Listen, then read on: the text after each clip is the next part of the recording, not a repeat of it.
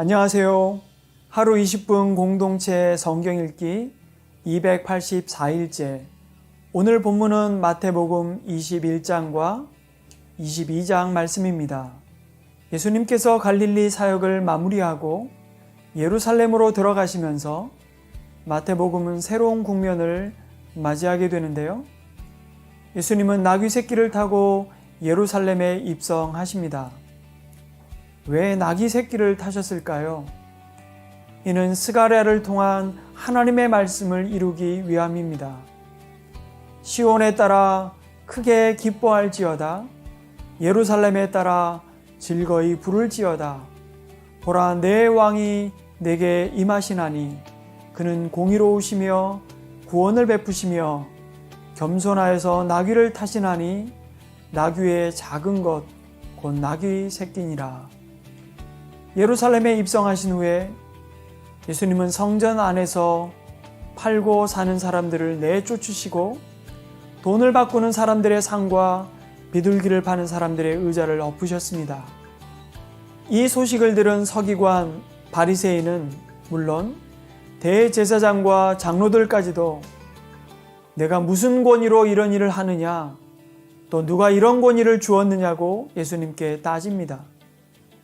그런데 예수님은 나도 내가 무슨 권한으로 이런 일을 하는지를 너희에게 말하지 않겠다고 하지만 성전을 청결케 하심으로 하나님의 아들의 권세를 가진 분이심을 보여주신 것입니다.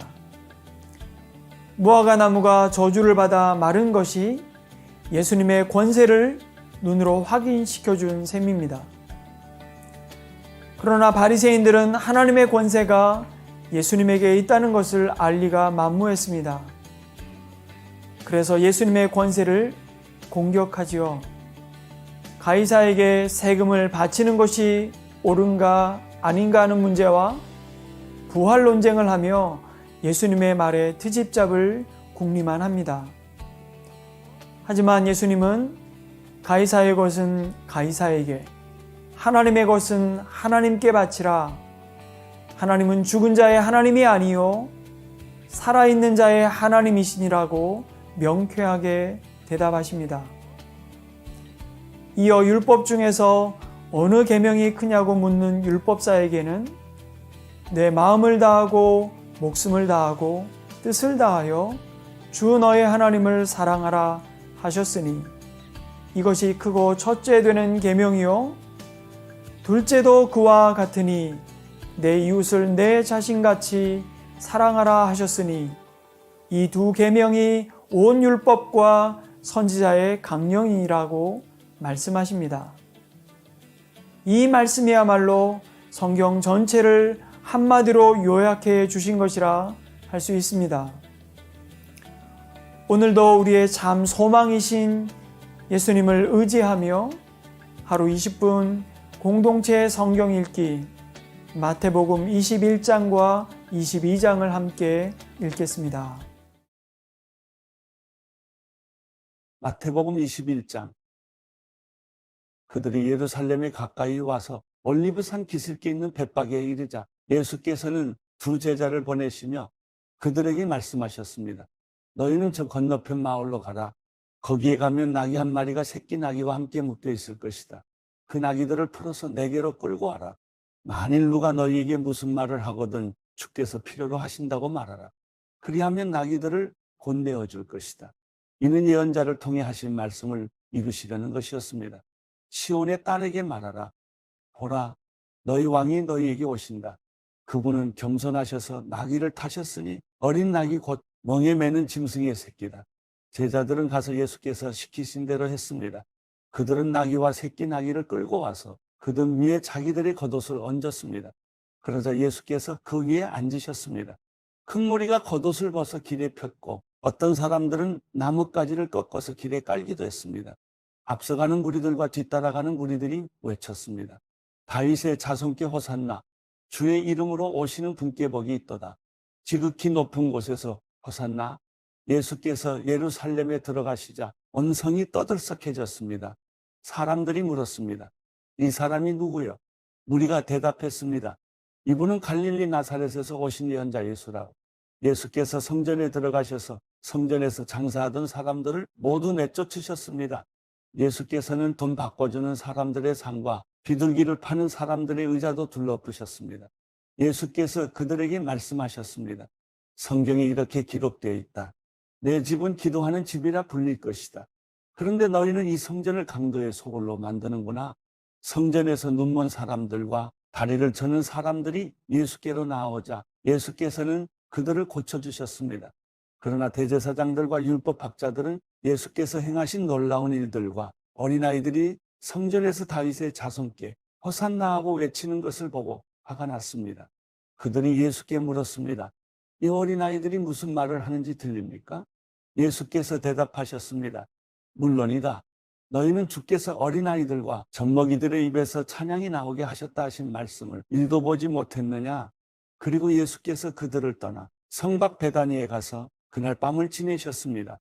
이른 아침 성으로 돌아오는 길에 예수께서는 시장하셨습니다. 예수께서 길가에 있는 무화과나무 한 그루를 보고 가까이 가셨습니다. 그러나 잎사귀 밖에는 아무것도 없으므로 그 나무에게 말씀하셨습니다. 다시는 내가 열매를 맺지 못할 것이다. 그러자 즉시 나무가 말라버렸습니다. 제자들은 이것을 보고 놀라 물었습니다. 어떻게 무화과 나무가 이렇게 당장 말라버렸습니까? 예수께서 대답하셨습니다. 내가 진실로 너희에게 말한다. 너희가 믿고 의심하지 않으면 이 무화과 나무의 한 일을 너희도 할 수 있을 뿐 아니라 이 산에게 들려서 바다에 빠져라 하고 말해도 그대로 이루어질 것이다. 너희가 기도할 때 무엇이든지 믿고 구하는 것은 다 받을 것이다. 예수께서 성전에 들어가서 가르치고 있을 때 대제사장들과 백성의 장로들이 예수께 와서 물었습니다. 당신이 무슨 권세로 이런 일을 하는 것이요? 누가 이런 권세를 주었어? 예수께서 대답하셨습니다. 나도 한 가지 물어보겠다. 너희가 대답하면 내가 무슨 권세로 이런 일을 하는지 말해주겠다. 요한의 세례가 어디서 왔느냐? 하늘로부터냐? 아니면 사람으로부터냐? 그들은 이것을 두고 서로 의논하며 말했습니다. 우리가 하늘로부터 왔다고 하면 저 사람이 그러면 왜 요한을 믿지 않았느냐고 할 테고, 그렇다고 사람으로부터 왔다고 하면 사람들이 요한을 예언자로 믿고 있으니 두려울 따름이다. 그래서 그들은 예수께 잘 모르겠다라고 대답했습니다. 그러자 예수께서 말씀하셨습니다. 그렇다면 나도 무슨 권세로 이런 일을 하는지 너희에게 말하지 않겠다. 너희는 어떻게 생각하느냐? 어떤 사람에게 두 아들이 있었다. 그 사람이 맏아들에게 가서 얘야 오늘 포도원에 가서 일하여라 하고 말했다. 맏아들은 싫습니다라고 대답했지만 그 뒤에 그는 뉘우치고 일하러 갔다. 그 후 아버지는 둘째 아들에게 가서 똑같이 말했다. 둘째 아들은 예, 아버지라고 대답만 하고는 가지 않았다. 두 아들 가운데 누가 아버지의 뜻을 행했느냐? 그들이 대답했습니다. 맏아들입니다. 예수께서 그들에게 말씀하셨습니다. 내가 진실로 너희에게 말한다. 세리들과 창녀들이 너희보다 먼저 하나님 나라에 들어갈 것이다. 요한이 너희에게 의해 길을 보여주려고 왔는데 너희는 그를 믿지 않았지만 세리들과 창녀들은 그를 믿었다.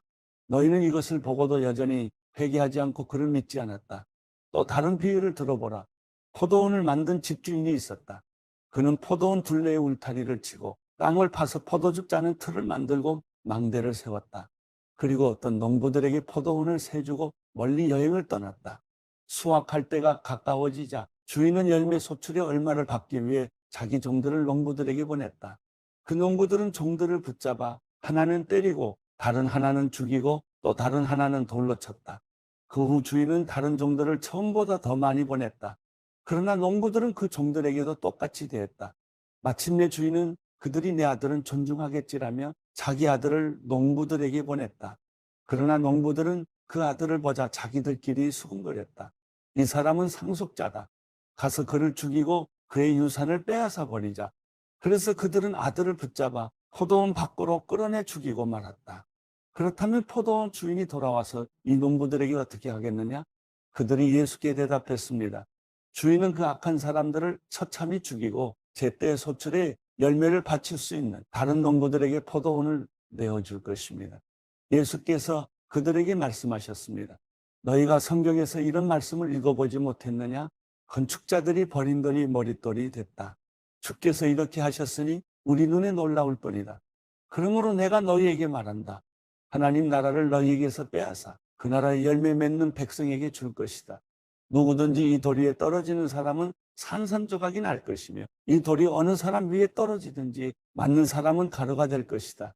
대제사장들과 바리새파 사람들은 예수의 비유를 듣고서 그것이 자기들을 가리켜 하시는 말씀인 줄을 알아차렸습니다. 그들은 예수를 체포하고 싶었지만 백성들이 두려웠습니다. 사람들이 예수를 예언자로 여기고 있었기 때문입니다. 마태복음 22장. 예수께서 다시 비유를 들어 그들에게 말씀하셨습니다. 하늘나라는 자기 아들을 위해 결혼 잔치를 베푸는 왕과 같다.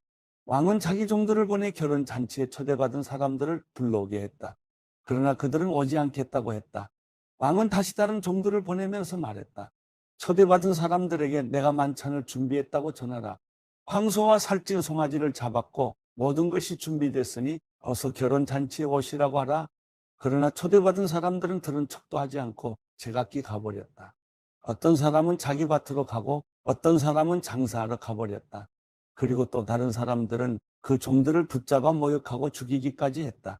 격분한 왕은 자기 군대를 보내 그 살인자들을 죽이고 그들의 도시를 불태워 버렸다. 그리고 왕은 자기 종들에게 말했다. 결혼 잔치는 준비됐으나 내가 초대한 사람들은 자격이 없다. 너희는 길거리로 나가 만나는 사람마다 잔치에 오라고 초대하라. 그래서 종들은 길거리에 나가 악한 사람이나 선한 사람이나 눈에 띄는 대로 사람들을 모두 모아들였다. 그렇게 해서 결혼 잔치 자리는 손님으로 가득 차게 됐다. 그런데 왕이 손님들을 보려고 들어왔다가 거기 어떤 사람이 예복을 입고 있지 않는 것을 보고 물었다. 이복의 친구, 그대는 어떻게 결혼 예복도 입지 않고 여기에 들어온 거요? 그는 아무 대답도 할 수 없었다. 그러자 왕이 종들에게 말했다. 이 사람의 손과 발을 묶어 바깥 어두운 곳으로 내쫓으라. 거기서 슬피 울며 이를 갈 것이다. 이와 같이 초대받은 사람은 많지만 선택받은 사람은 적다. 이에 바리새파 사람들이 나가 어떻게 하면 예수의 말을 트집 잡아 함정에 빠뜨릴까 궁리했습니다. 그들은 자기 제자들과 헤롯 당원들을 예수께 보내 물었습니다. 선생님, 우리는 선생님이 진실한 분이시며 진리에 따라 하나님의 도를 가르치신다고 알고 있습니다. 그리고 사람을 겉모습으로 판단하지 않기 때문에 사람에 의해 좌우되는 분이 아니신 것도 압니다. 그러니 말씀해 주십시오. 선생님의 의견은 어떻습니까? 저희가 가이사에게 세금을 바치는 것이 옳습니까? 옳지 않습니까? 그러나 예수께서는 이들의 악한 속셈을 알고 말씀하셨습니다. 이 위선자들아, 왜 너희가 나를 시험하느냐? 세금으로 내는 돈을 내게 보이라. 그들이 데나리온 하나를 예수께 보여드리자. 예수께서 그들에게 물으셨습니다. 동전에 있는 얼굴과 새겨진 글자가 누구의 것이냐? 그들은 가이사의 것입니다라고 대답했습니다. 그러자 예수께서 그들에게 말씀하셨습니다. 그러므로 가이사의 것은 가이사에게 바치고 하나님의 것은 하나님께 바치라. 그들은 예수의 말씀을 듣고 경탄했습니다. 그리고 예수를 남겨둔 채 떠나갔습니다. 같은 날 부활이 없다고 하는 사두개파 사람들이 예수께 와서 질문했습니다. 선생님, 모세는 남자가 자식 없이 죽게 되면 그 동생이 형수와 결혼해서 형을 위해 자식을 낳아주어야 한다고 말했습니다. 그런데 우리 가운데 7 형제가 있었습니다. 첫째가 결혼해 살다가 죽었는데 자식이 없었기 때문에 그 동생이 형수를 맡게 됐습니다. 그런데 둘째에게도 셋째에게도 계속해서 7째 이르기까지 똑같은 일이 일어났습니다. 그리고 마침내 그 여자도 죽었습니다. 7 사람 모두 그 여자와 결혼했으니 그렇다면 부활 때 그 여자는 7 형제 가운데 누구의 아내가 되겠습니까? 예수께서 대답하셨습니다. 너희가 성경이나 하나님의 능력을 모르기 때문에 잘못 생각하고 있구나. 부활 때는 사람들이 시집도 장가도 가지 않는다. 그들은 하늘에 있는 천사들처럼 될 것이다. 그러나 죽은 사람의 부활에 대해 말하자면 하나님께서 너희에게 하신 말씀을 읽어보지 못했느냐? 나는 아브라함의 하나님, 이삭의 하나님, 야곱이 하나님이다라고 하셨으니 하나님은 죽은 사람이 하나님이 아니라 산 사람이 하나님이시다. 우리가 이 말씀을 듣고 예수의 가르침에 놀랐습니다. 예수께서 사두개파 사람들의 말문을 막으셨다는 소문을 듣고 바리새파 사람들이 함께 모였습니다. 그들 가운데 율법교사 한 사람이 예수를 시험하려고 질문을 던졌습니다. 선생님, 율법 가운데 어느 것이 가장 중요한 계명입니까? 예수께서 대답하셨습니다. 내 마음을 다하고 내 생명을 다하고 내 뜻을 다해 주 내 하나님을 사랑하여라. 이것이 가장 중요하고 뜻되는 계명이다. 그리고 둘째 계명도 이와 같다. 내 이웃을 내 몸처럼 사랑하여라. 모든 율법과 예언자들의 말씀이 이 두 계명에서 나온 것이다. 바리새파 사람들이 모였을 때 예수께서 물으셨습니다. 너희는 그리스도를 어떻게 생각하느냐? 그가 누구의 자손이냐? 그들은 다윗의 자손이십니다 하고 대답했습니다. 그러자 예수께서 그들에게 말씀하셨습니다. 그렇다면 어떻게 다윗이 성령의 감동으로 그를 주라고 불렀느냐? 그가 말하기를 주께서 내 주께 말씀하셨다. 내가 내 원수들을 내 발 아래 굴복시킬 때까지 너는 내 오른편에 앉아 있어라 라고 했다. 다윗이 그리스도를 주라고 불렀는데 어떻게 그리스도가 다윗의 자손이 되겠느냐? 그러자 아무도 예수께 한마디 대답조차 할 수 없었습니다. 그날 이후로는 감히 예수께 묻는 사람이 없었습니다.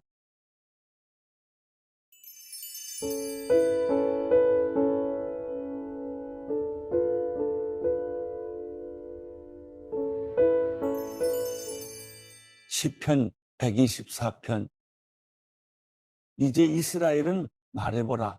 만약 여호와께서 우리 편이 아니셨다면, 사람들이 우리에게 들고 일어났을 때 여호와께서 우리 편이 아니셨다면, 그들이 우리를 향해 분노의 불을 지폈을 때 그들이 우리를 산채로 잡아먹었을 것이고, 홍수가 우리를 삼키고 급류가 우리 영혼을 덮치며 넘쳐 일어나는 물이 우리 영혼을 휩쓸어 갔으리라.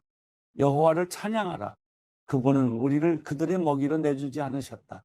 새가 사냥꾼의 덫에서 나오듯 우리 영혼이 벗어났구나. 새덫이 부서져 우리가 벗어났도다. 우리의 도움은 하늘과 땅을 지으신 여호와의 이름에 있도다.